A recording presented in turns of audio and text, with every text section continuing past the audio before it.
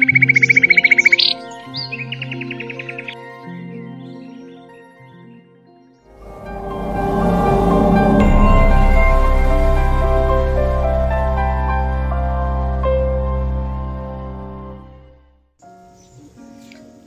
दर्शक बंधु, घर वैद्य चैनल रे आपण मानकु स्वागत।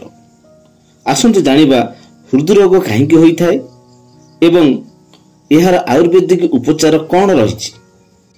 तेबे काहेकि होइथाय हृदरोग बा हार्ट अटैक एवं एहार लक्षण। हृदपिंडर काम होउछि शरीर रे ठीक भाबरे रक्त संचालन करिबा। एहा द्वारा शरीर को ठीक भाबे ऑक्सीजन मिली थाए।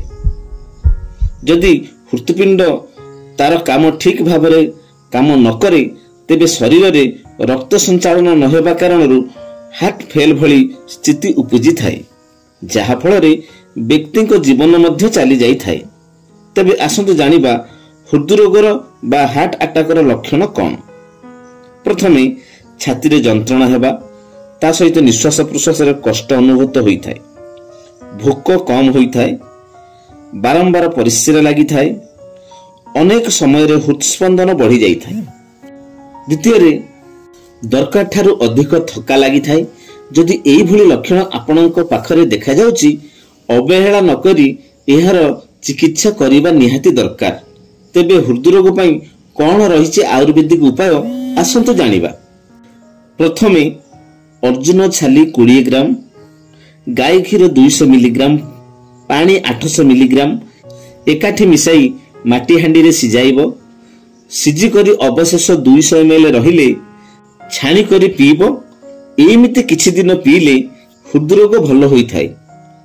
द्वितीय रे घियो किंबा क्षीर किंबा गुड़ सहित 1 चामच अर्जुन छालीर चूर्ण मिसाई खाइले हृदरोग, जीर्ण ज्वर, रक्तपित्त प्रभृति शांत हुए एवं रोगी दीर्घजीवी हुए। तृतीय रे अकरकरा चूर्ण एवं अर्जुन छाली चूर्ण समान भागरे एकाठी करी रखिबो। सकाळे और संध्यारे गाय क्षीर रे मिसाई पीबो। एथिरे हृदकंपन और पीड़ानाश होइथाय।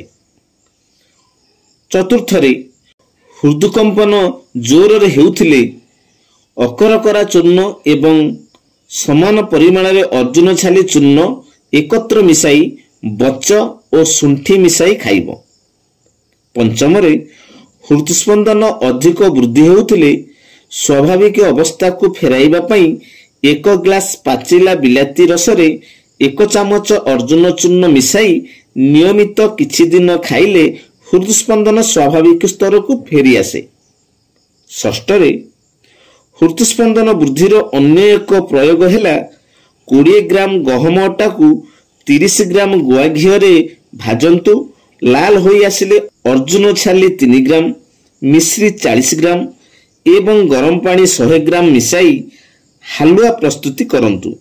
प्रतिदिन सकाळे एई हालुआ खाइले हृदपिंड रे पीड़ा, अस्थिरता, हृदस्पंदन वृद्धि कम दिन रे भलो होई थाए। सप्तम रे हृदपिंड शिथिलता बा धीमा होई गले अर्जुन छाली 6 रु 10 ग्राम मात्रा गुड़ एवं क्षीर सहित सिजाई छाणी करी किछि दिन सेवन करंतु। एही अभियोग दूर होई जिवो। अष्टम रे हृदपिंड बा हार्ट को सबुदिन पई सुस्थ रखिबा को हेले निजर नित्यदिनिया खाद्य रे विटामिन बी, विटामिन सी एवं विटामिन ई खाद्य यथेष्ट परिमाण रे खांतु। एहार अभाव हेले रक्तवाही नली कठोर होई थाए, कोलेस्ट्रॉल जमा हुए, रक्त जमाट बांधे एवं हृदघात भली व्यथा उत्पन्न हुए। एथुरु रक्षा पाइबा पई अंकुरित गहम जूस, अंकुरित गजामुग, कंचा कदली, भजा चीना बादाम, सबुज पनीपरिबा, लाउ, दही, कंचा अमृतभंडा, पिजुली, कलरा, पोटल, सुजुना छुई आदि यथेष्ट परिमाण रे प्रतिदिन खांतु एवं यथेष्ट परिमाण रे पानी पियंतु। जदि भिडियोटी भल लगी थाए निश्चित भावे गोटे लाइक करिवे एवं चैनल को सब्सक्राइब करने सहित अन्य मानक पई शेयर करिवे। आम चैनल को बहुत मात्रा रे भल पाइबा देउथिबारु समस्त दर्शक मानकु बहुत बहुत धन्यवाद। रहुछि नमस्कार।